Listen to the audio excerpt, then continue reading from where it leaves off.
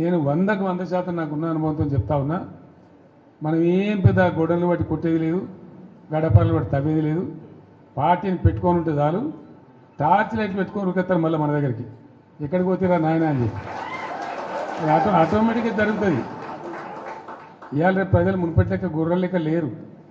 వీళ్ళన్నీ తీసేస్తున్నారు. యాదవుల గొర్రెలు తీసేస్తున్నారు. వాళ్ళు డిపాజిట్ కట్టలు డబ్బులు వాపసిస్తున్నారు. చేప పిల్లలు బంద్ పెట్టిండ్రు, ఫీజు రియంబర్స్మెంట్ బంద్ పెట్టిండ్రు. ఎన్ని రోజులు ఒప్పుకోడతారు ప్రజలు? వాళ్ళు చూస్తారు, టైం దాకా చూస్తారు.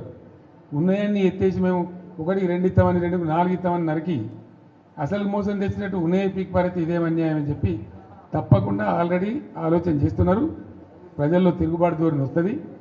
డెఫినెట్గా మంచిగా బ్రహ్మాండంగా మళ్ళీ మనమే గవర్నమెంట్కి వస్తాం.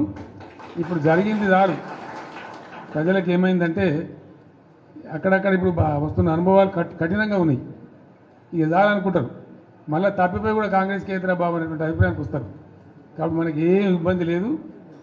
ఇప్పటిదాకా జరిగింది కూడా బీఆర్ఎస్ విజయగాథనే. ఈ పీరియడ్లో కూడా మనం పనిచేస్తూ ఉండాలా, తోచినంతలో ప్రజలు ఎంబడి ఉండాలా, ప్రజల సమస్యల్లో వాళ్ళు ఎంబడి ఉండి పోరాటం చేయాలా. మీకు ఏదైనా మంచి చెడ్డ అయితే పార్టీ చూసుకుంటుంది, పార్టీ మీకు అండదండగా ఉంటుంది. మీరు ఇంత పెద్ద ఎత్తున లార్జ్ స్కేల్లో మహబూబాబాద్ నుంచి, కొంత మన మేడ్చల్ నుంచి, మన నల్గొండ జిల్లా నుంచి నాయకులందరూ